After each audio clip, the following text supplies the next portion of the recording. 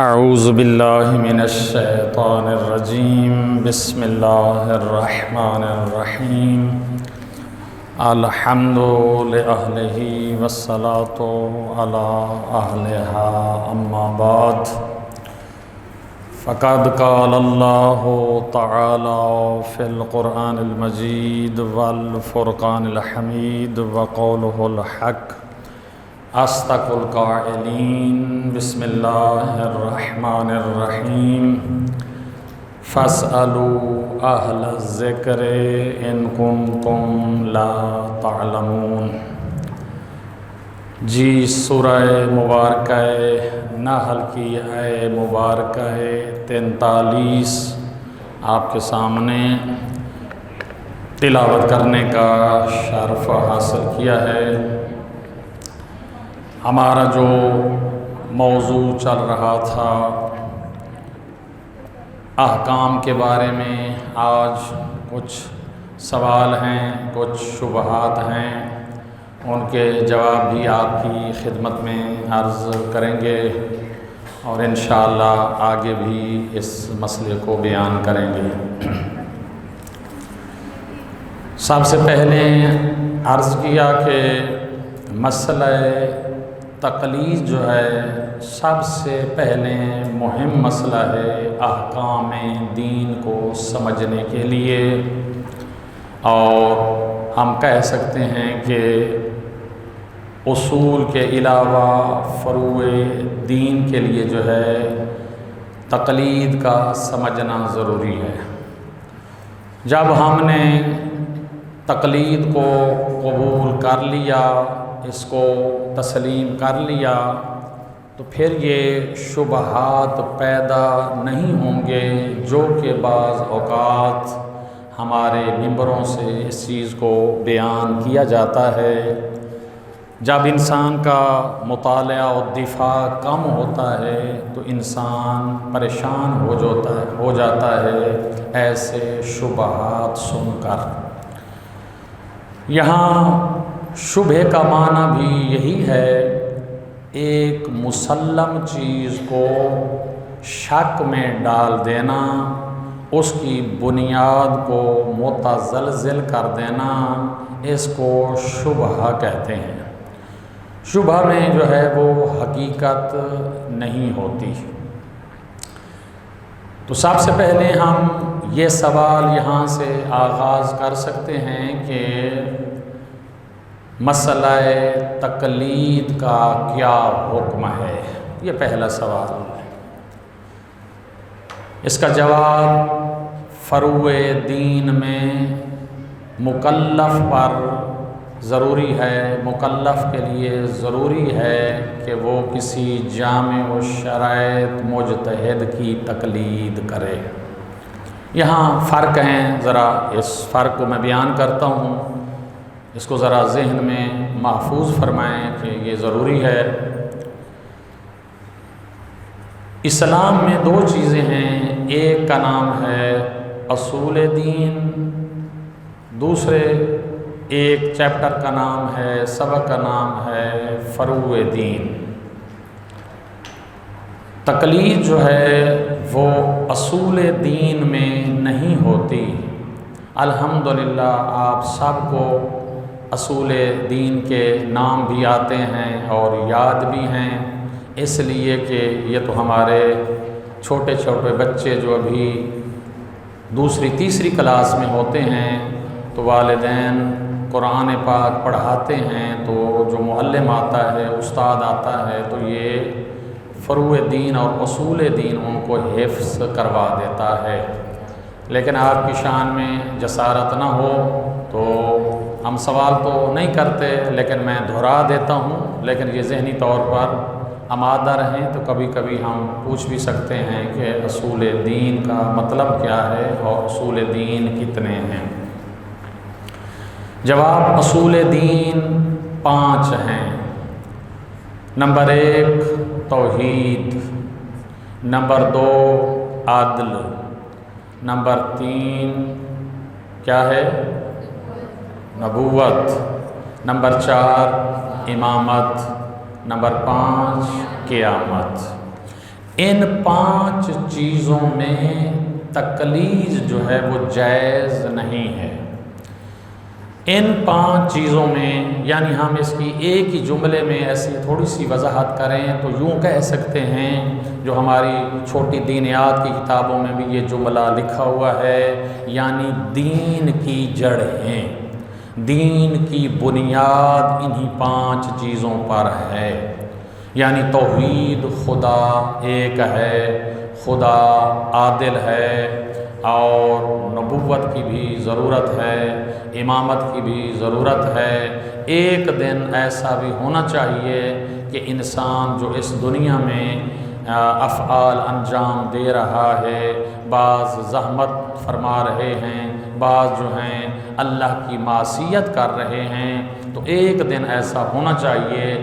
جہاں اچھے کام کرنے والے کو صلہ دیا جائے، اس کو شاباش دی جائے، اس کو آفرین کہا جائے، اور جس نے معصیت کی ہے اس سے پوچھا جائے کہ بالآخر یہ آپ کو ہم نے ظاہری طور پر تو اختیار دیا تھا، لیکن معصیت خدا پر، گناہ کرنے پر جو ہے وہ عذاب اور عقاب ہے۔ یہ پہلا سوال کہ اصول کو ہر بالغ عاقل انسان دلیل کے ساتھ سمجھے، دلیل کے ساتھ ثابت کر سکے۔ یہاں کسی مجتہد کی فتوے لینے کی ضرورت نہیں ہوتی۔ کوئی مجتہد کہے کہ خدا ایک ہے، ہم نے اس کے کہنے پہ خدا کو ایک مانا، خدا عادل ہے، ان کے کہنے پہ مانا ہاں خدا عادل ہے، نہ، ہر بالغ عاقل انسان کے پاس اللہ کے واحد ہونے پر دلیل ہو، اللہ کے عادل ہونے پر دلیل ہو، اور نبوت کی ضرورت کیوں پیش آئی اس پہ دلیل ہونی چاہیے، اور اس کے بعد امامت کا سلسلہ آیا، یہ دلیل ہونی چاہیے، اور اللہ نے ایک دن حساب کتاب کرنا ہے، اور اس کے لیے بھی انسان کے پاس دلیل ہونی چاہیے کہ عقل کا تقاضا اور انصاف کا تقاضا یہی ہے کہ بالآخر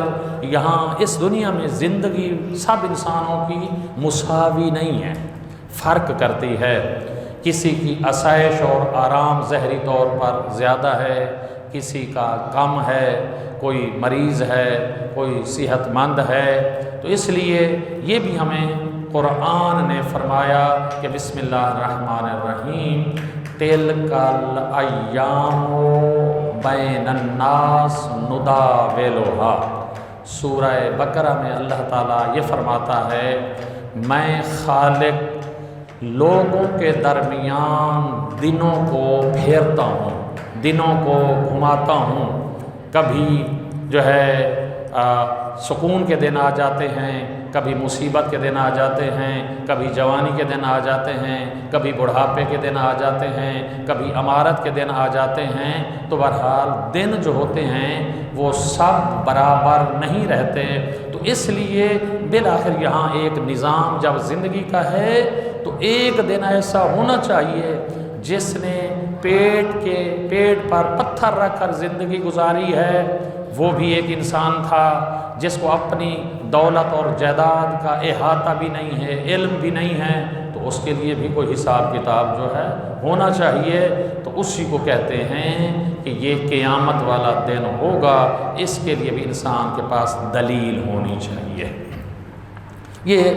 اصول دین کا چیپٹر جو ہے یہاں تک کہ ہر انسان دلیل کے ساتھ یہ ثابت کرے کہ میں قائل ہوں اصول دین کا، اور ہر ایک کے لیے میرے پاس دلیل جو ہے وہ یہ ہے۔ تقلید جو واجب ہے، ضروری ہے، وہ ہے فروع دین میں۔ فروع دین میں تقلید کرنا جو ہے واجب ہے۔ تو فروع دین کی تعداد جو ہے وہ 10 ہے۔ ہاں جی، نماز، روزہ، حج، زکوٰۃ، خمس،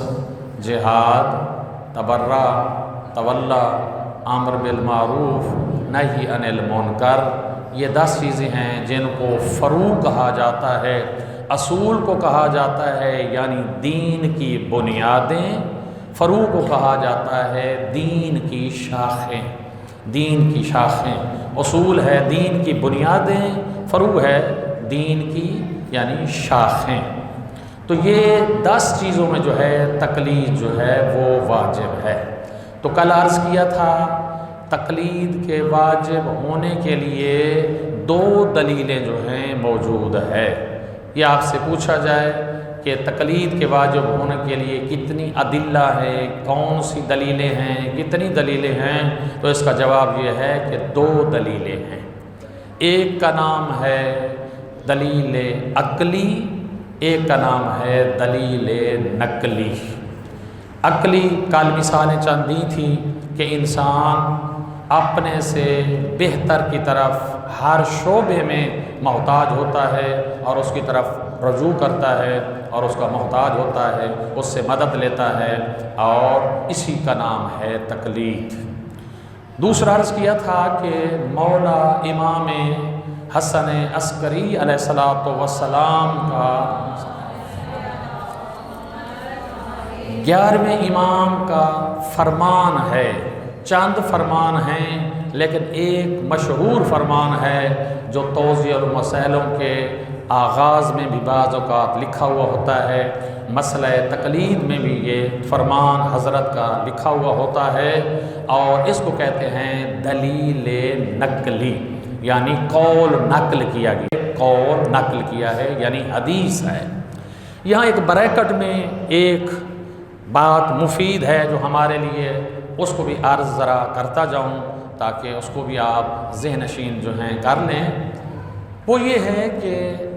اہل سنت یعنی مذہب تشیع کے علاوہ، مذہب محبان اہل بیت کے علاوہ، مذہب مسلک جعفریہ کے علاوہ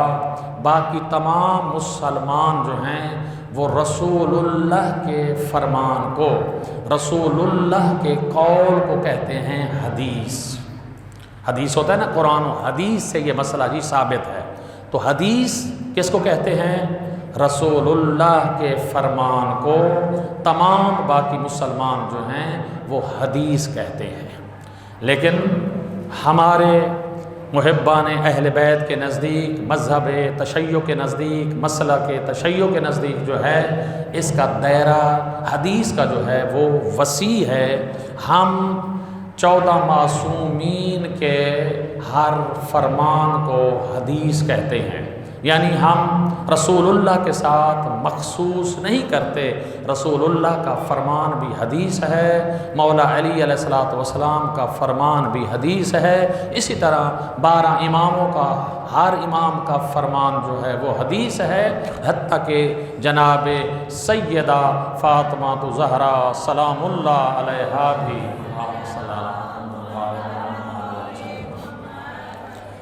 بی بی کا جو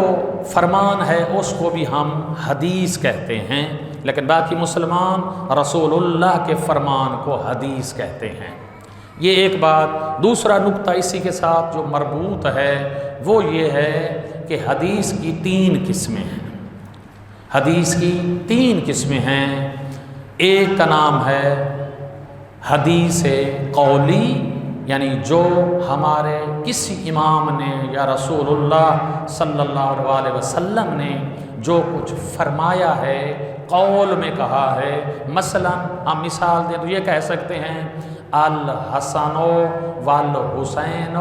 سیدہ شباب اہل الجنہ، یہ رسول اللہ کی حدیث قولی ہے، حضرت نے لفظوں میں بیان فرمایا ہے، اس کو کہتے ہیں حدیث قولی، حضرت کا قول مبارک۔ دوسری حدیث کی قسم کا نام ہے حدیث فعلی، یعنی فعل کر کے، کام کر کے دکھانا، تو وہ بھی یہاں پنج تن پاک کے لیے بھی ہم بیان کر سکتے ہیں، خصوصاً جس طرح ابھی یہ مثال دی ہے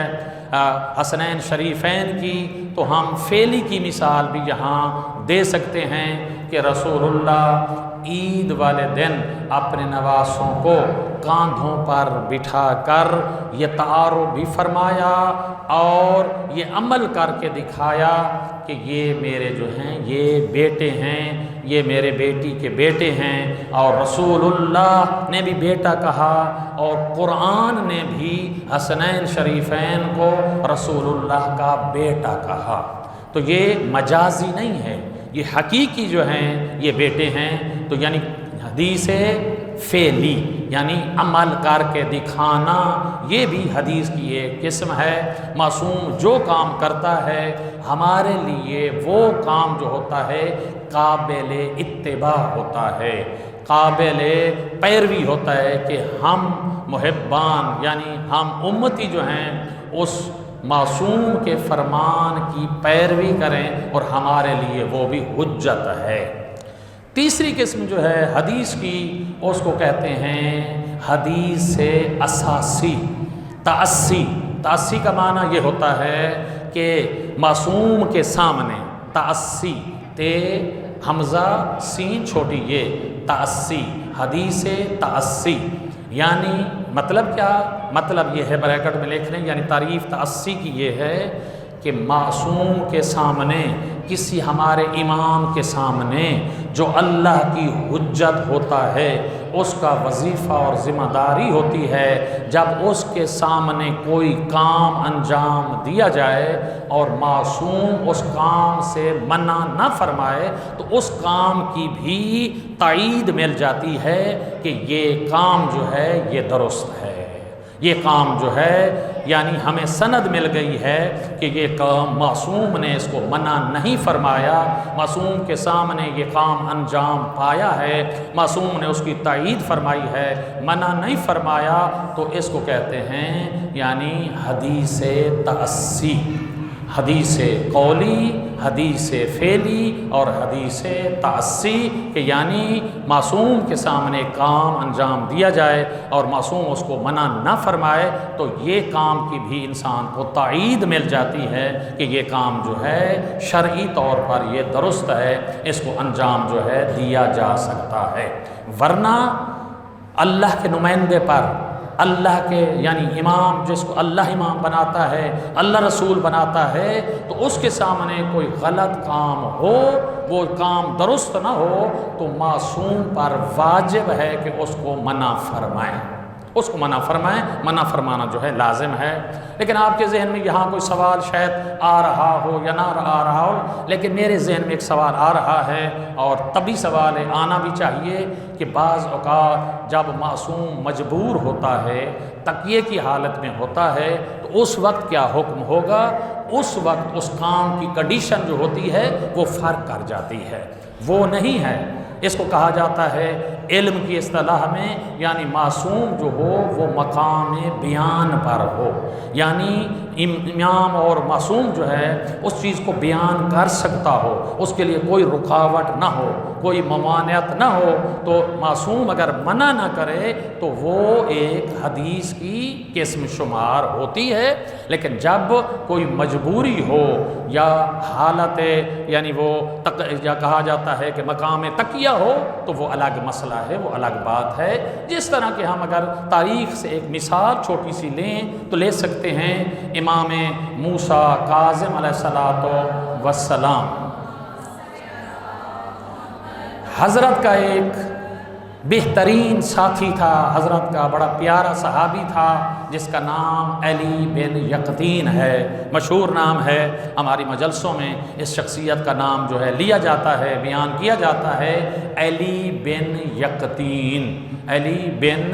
یہ قاف دو نکت توئے یہ نون، یقطین، علی بن یقطین، یہ مولا کا جو ہے بہت قریبی ساتھی تھا اور بہت زیرک انسان تھا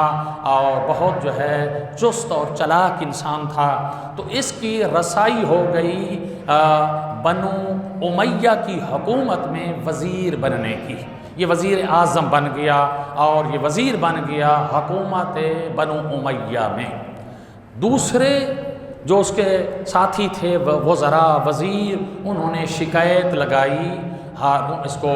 بادشاہ کو جو بھی حکمران مختلف تھے تو اس وقت جو ہے یہ ہارون تھا، ہارون کو شکایت لگائی کہ یہ علی بن یقطین جو ہے یہ شیعہ ہے، محبان اہل بیت ہے، اور جس طرح معصومین نے وضو اور نماز کو حکم دیا ہے یہ اس طرح انجام دیتا ہے۔ یہ جب شکایت ہوئی تو میرے مولا نے خفیہ طور پر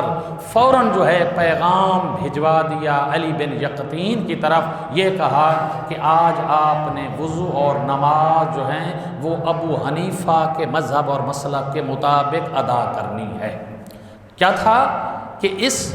ہارون نے کہا تھا میں خود اس کو وضو کرتے ہوئے دیکھوں گا، نماز پڑھتے ہوئے دیکھوں گا، اگر میں نے دیکھا کہ یہ امام کے مسلک کے مطابق یہ وضو کرتا ہے اور نماز پڑھتا ہے تو بعد میں اس کو سزا دوں گا یا اپنی وزارت سے نکال دوں گا، جو بھی وہ بعد میں ڈیسائیڈ کرتا وہ بات کا مسئلہ تھا۔ لیکن یہاں یہ ہوا کہ مولا کا جب حکم پہنچا تو علی بن یقطین نے اسی طرح اہل سنت والا وضو کرنا شروع کیا اور ہاتھ باندھ کر نماز پڑھی۔ تو یہاں وہ کنڈیشن مثال دینا چاہتا تھا کہ یہاں وہ کنڈیشن نہیں رہی، یہاں اس کو ہم حدیث نہیں کہیں گے، یہ تقیے کا عالم ہے، یہ وقتی طور پر جو ہے اس کو حکم ثانوی کہتے ہیں علمی اصطلاح میں، ایک ہوتا ہے حکم اولی، ایک ہوتا ہے حکم ثانوی۔ یہ دوسرا ایک حکم آ گیا ہے جو مولا نے حکم دیا کہ آج آپ نے ہاتھ باندھ کر نماز پڑھنی ہے۔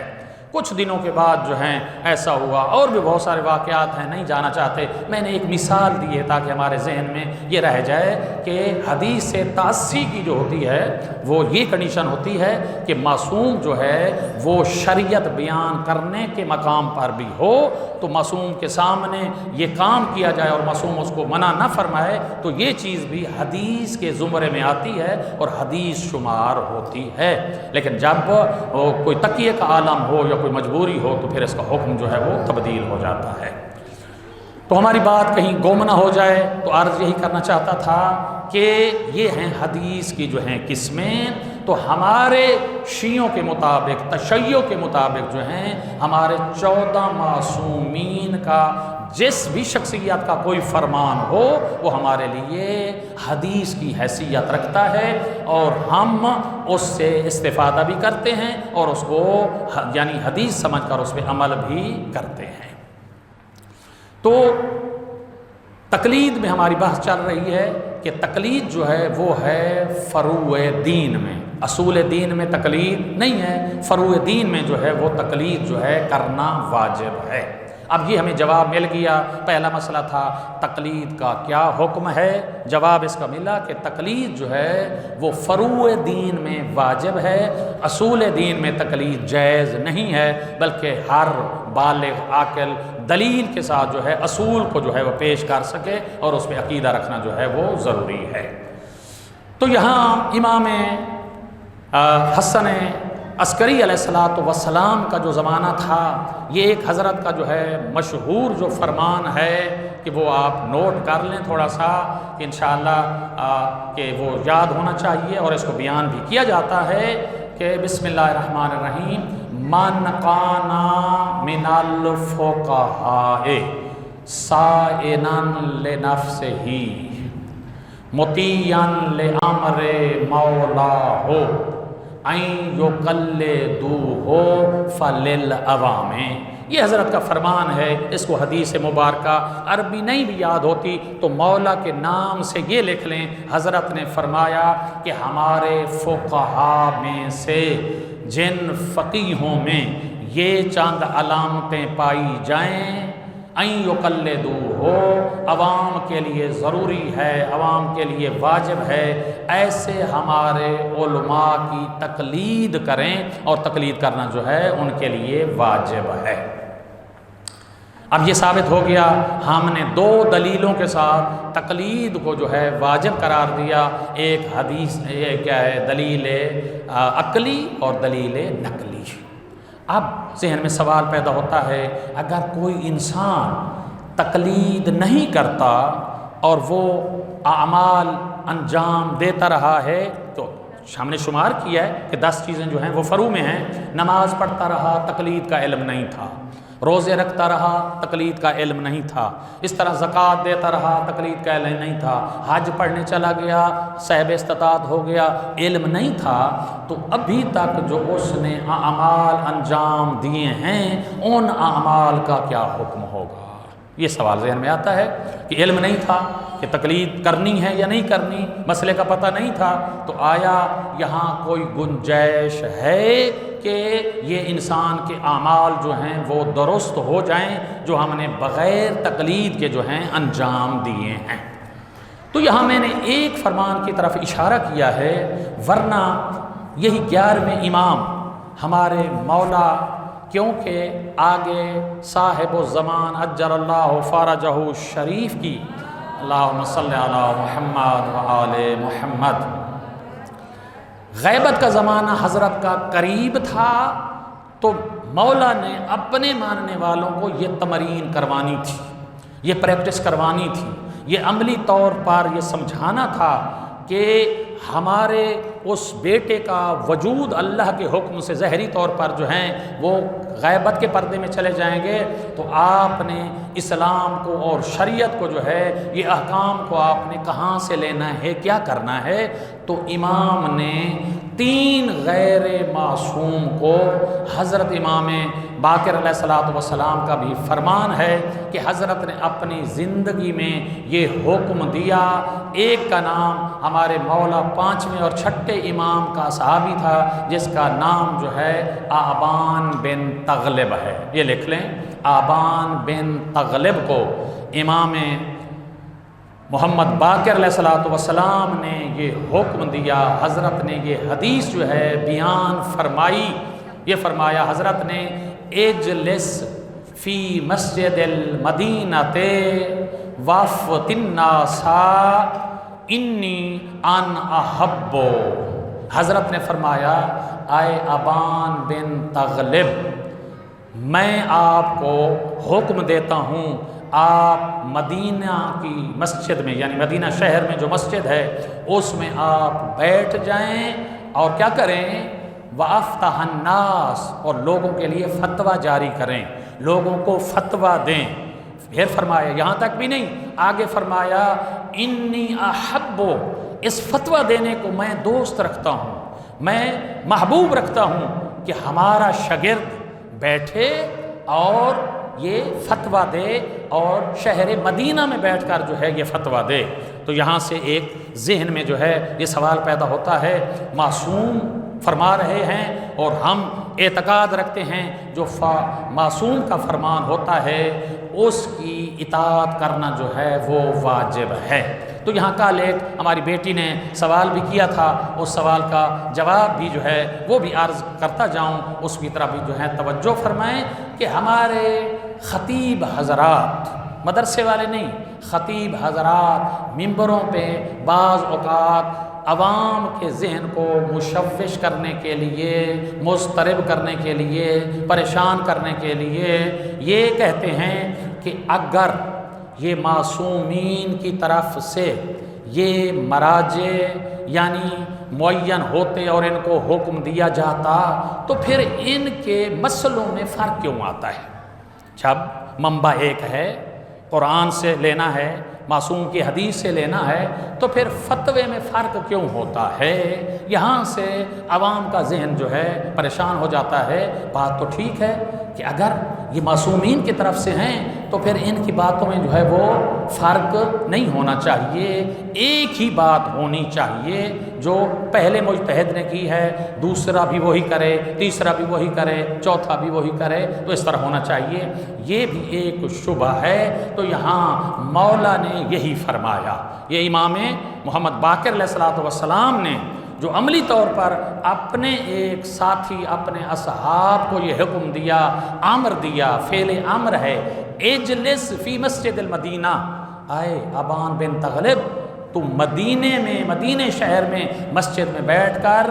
افتح الناس، لوگوں کو فتویٰ دیں۔ یہ آپ کا فتویٰ دینا جو ہے ہم اس کو دوست رکھتے ہیں، یہ ہماری پسندیدہ یہ کام ہے، یہ فعل ہے، آپ فتویٰ دیں۔ اس لیے یہاں یہ ضرورت کیوں پیش آئی؟ اس لیے آئی کہ آج کل کا زمانہ تو نہیں تھا کہ ہم دنیا کے اس کونوں میں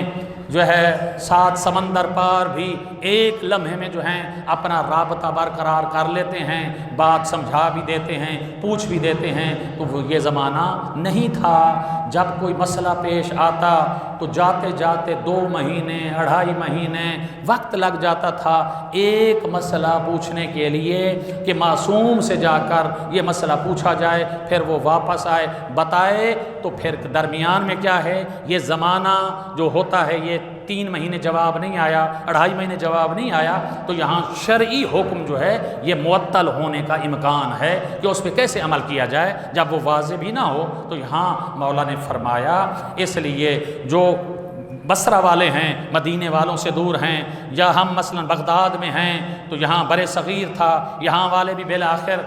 یہاں ضرورت پڑتی تھی، یہاں بھی اسلام پھیل چکا تھا، آ چکا تھا، تو یہاں کیسے اتنے دور سے لوگ جو ہیں جا کر اپنے مولا سے یہ مسئلہ پوچھیں اور اس پہ عمل کریں۔ تو اس لیے معصوم نے یہ فرمایا کہ آگے ہمارے بیٹے کا دور غیبت کا جو ہے شروع ہونے والا ہے، تو اس لیے مولا نے یہ تمرین کروانا شروع کی، اپنے ماننے والوں کو یہ عادت ڈالنا شروع کی کہ آپ نے پریشان نہیں ہونا، جس کو ہم معین کر رہے ہیں، ہم اس فتویٰ کی یعنی سیٹ پہ بٹھا رہے ہیں، آپ ان سے فتویٰ جو ہیں وہ لیں۔ اس سے کے علاوہ اور بھی بہت ساری علمی بات ہے جو ہمارے اس کلاس کی سطح کی وہ نہیں ہے کہ کیوں ایسا ہے، لیکن یہ جواب ہمیں ملنا چاہیے کہ مجتہد کے فتاویٰ میں جو فرق ہوتا ہے وہ کیوں ہوتا ہے، وجہ کیا ہے، اس راز کو ہم نے جو ہے وہ سمجھنا ہے۔ تو اس کا جواب جو ہے یہی ہے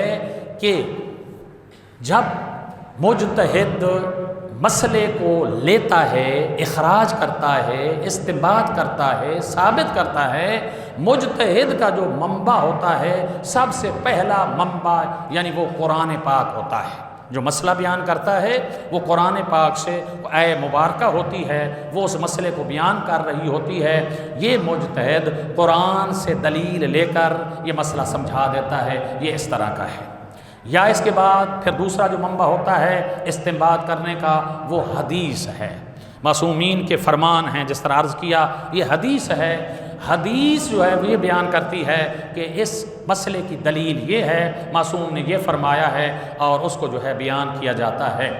اب یہ رستہ ہوتا ہے استنباط کرنے کا، جو ہمارے مومنین کے ذہن میں کبھی کبھی شبہ جو ڈالا جاتا ہے وہ یہ ڈالا جاتا ہے کہ ہم تو ایک گناہ گار انسان کی تقلید کر رہے ہیں، اس کے پیچھے چل رہے ہیں، اس کی بات مان رہے ہیں، لہٰذا ہمارے جب امام جو ہیں معصوم ہیں تو ہم تو ان کی تقلید کریں گے۔ تو یہ فرق سمجھتے جائیں، امام کی تقلید نہیں ہوتی، یہ لکھ لیں، دلوں پہ لکھ لیں، کاپیوں پہ لکھ لیں،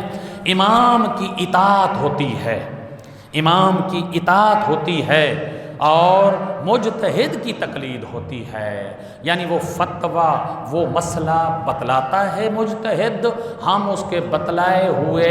مسئلے پر عمل کرتے ہیں، اس کو تقلید کہتے ہیں۔ معصوم کا جو فرمان ہوتا ہے وہ اطاعت ہوتی ہے، وہ تقلید نہیں ہوتی۔ جس طرح ایک نہیں، قرآن پاک میں کئی آیے مبارکہ جو ہیں وہ موجود ہیں کہ اطیعوا اللہ واطیعوا الرسول یا ایھا الذین آمنوا اطیعوا اللہ واطیعوا الرسول واولی الامر منکم، کہ اطاعت کرو اللہ کی، اطاعت کرو رسول اللہ کی، اطاعت کرو اولی الامر کی۔ تو یہاں اطاعت معصوم کی اطاعت ہوتی ہے اور مجتہد کی جو ہے وہ تقلید ہوتی ہے۔ تو یہ ذہن سے نکال دو کہ ہم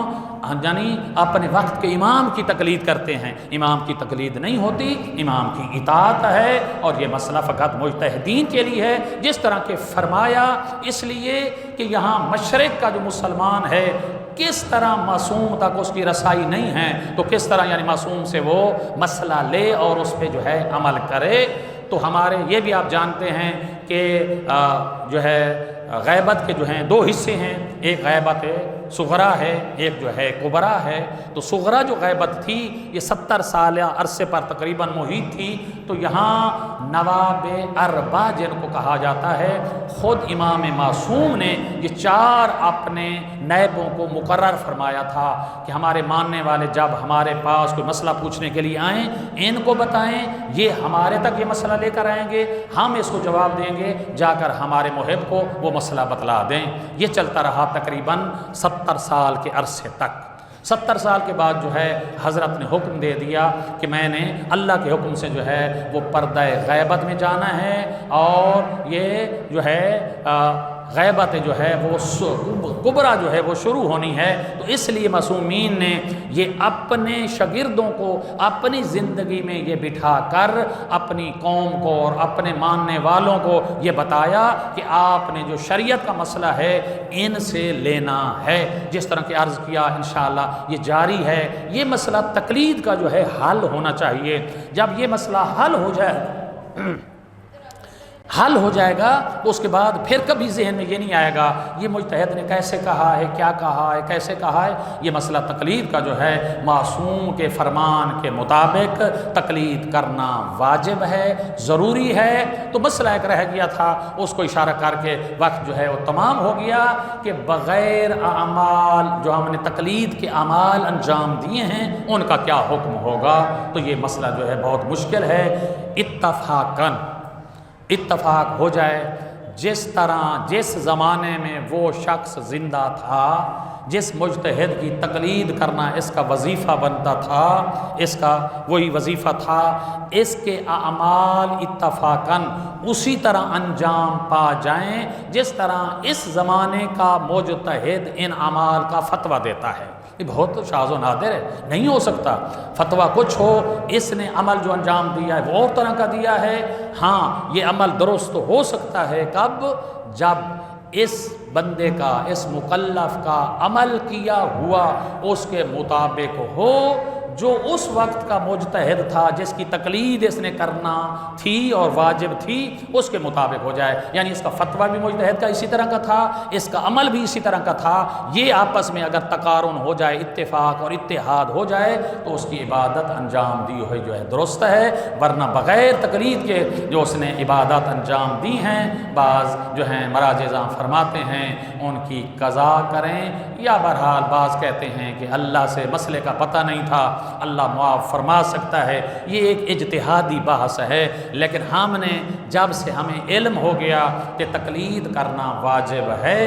تو ہمیں تقلید کرنا جو ہے وہ ضروری ہے۔ مرد کے لیے تقلید جو شروع ہوتی ہے وہ 15 سال سے ہوتی ہے، خاتون کے لیے جو تقلید شروع ہوتی ہے وہ 9 سال سے ہوتی ہے۔ یہ سن کا جو ہے، ایج کا جو ہے فرق ہے۔ عورت 9 سال کے بعد شرعی احکام اس پہ واجب ہیں، اور مرد جو ہے وہ 15 سال قمری کے اعتبار سے، قمری مہینوں کے اعتبار سے جو ہے 15 سال کے بعد اس کے لیے جو ہے وہ ضروری ہے کہ وہ تقلید کرے۔ تو انشاءاللہ آج کا ہمارا درس تقریباً یہ ابھی ختم نہیں ہوا، آگے بھی ہے، یہ مسئلہ ضروری ہے، انشاءاللہ اس کو حل ہونا چاہیے، اور اس کے بعد پھر ہم احکام انہی کے بتائے ہوئے۔ تو یہ بھی ذہن میں رکھو کہ مجتہد اپنی طرف سے کوئی بات نہیں کرتا، جو ہمیں دھوکہ دینے والی بات ہوتی ہے وہ یہ ہوتی ہے یہ تو مجتہد نے فرمایا ہے، اس نے کہا ہے، وہ خود نہیں فرماتا، ذہن میں رکھو، وہ اللہ کا فرمان ہوتا ہے۔ ہم اتنی مہارت نہیں رکھتے کہ ہم قرآن سے مسئلے کو سمجھ سکیں، ہم حدیث کو مسئلے سے سمجھ سکیں، تو لہٰذا مجتہد جو فتویٰ دیتا ہے، جو مسئلہ ہمیں بتلاتا ہے، وہ قرآن سے مسئلہ بتلاتا ہے یا حدیث سے بتلاتا ہے، یا ایک علمی جو ہیں کچھ قوانین ہوتے ہیں ان علوم کے مطابق فتویٰ بتلاتا ہے۔ جہاں مجتہد کے پاس کوئی آیت نہ ہو، کہیں حدیث نہ ہو، کوئی علمی قاعدہ نہ ہو، وہ یہ فرماتا ہے واللہ عالم، اپنی قلم کو روک دیتا ہے، میں اس مسئلے کے بارے میں کچھ نہیں جانتا، میرا علم یہاں تک تھا جو میں نے بیان کر دیا ہے، اس مسئلے کو اللہ اور اللہ کا رسول بہتر جانتا ہے، مجھے علم نہیں ہے۔ تو یہ ہمیں حسن ظن رکھنا چاہیے۔ وہ مجتہد اپنی طرف سے کوئی بات نہیں کروانا چاہتا، اس لیے آغا ایت اللہ العظمیٰ آغا محسن حکیم کو تباہی، اس زمانے کے تنہا مجتہد تھے، اس کو کسی نے کہا تھا آقا صاحب آپ کے سامنے فلاں مومن نے آپ کے پیچھے نماز پڑھنا چھوڑ دی ہے، آپ کی اقتداء میں نماز نہیں پڑھتا، تو ایت اللہ محسن حکیم نے ہاتھ اٹھا کر اللہ کا شکر ادا کیا تھا، الحمدللہ میرے مالک ایک بندے کا بوجھ تو میرے کاندھوں سے اتر گیا، قیامت والے دن اس ایک بندے کا تو جواب مجھ سے نہیں پوچھا جائے گا، اس نے میری اقتداء چھوڑ دی ہے، میرے پیچھے نماز نہیں پڑھتا، تو اس کی ذمہ داری مجھ سے نہیں پوچھی جائے گی، جو فتوے پہ عمل کرتا ہے وہ پوچھا جائے گا۔ لہٰذا یہ ہوتا ہے، مجتہد کوئی سیاسی لیڈر نہیں ہوتا کہ اس کو زیادہ جو ہے لوگوں کی تعداد کی ضرورت ہے، اس کے آگے پیچھے نعرے لگانے والے ہوں، وہ خوش ہو کہ میرے مرید بہت زیادہ ہیں۔ نہیں میری بہنیں، یہ ذمہ داری شرعی ہوتی ہے، اس شرعی مطابق جو ہے وہ لازم ہوتا ہے، جہاں اس کو فتویٰ نہیں ملتا، کوئی دلیل نہیں ملتی، اپنے قلم کو روک دیتا ہے، آگے کچھ بیان نہیں فرماتا۔ دعا گو ہوں خداوند عالم ان بزرگوں کو اور ان کی عظمت کو سمجھنے کی اور ان کی معرفت حاصل کرنے کی خداوند عالم ہم سب کو توفیق عنایت فرمائے۔ انشاءاللہ یہ شبہات جو ہماری قوم کے اندر پیدا ہوتے ہیں، ان کو بھی انشاءاللہ سمجھنے کی اور اس کو درک کرنے کی اور اس کو جواب بھی حاصل کرنے کی توفیق عنایت فرمائے۔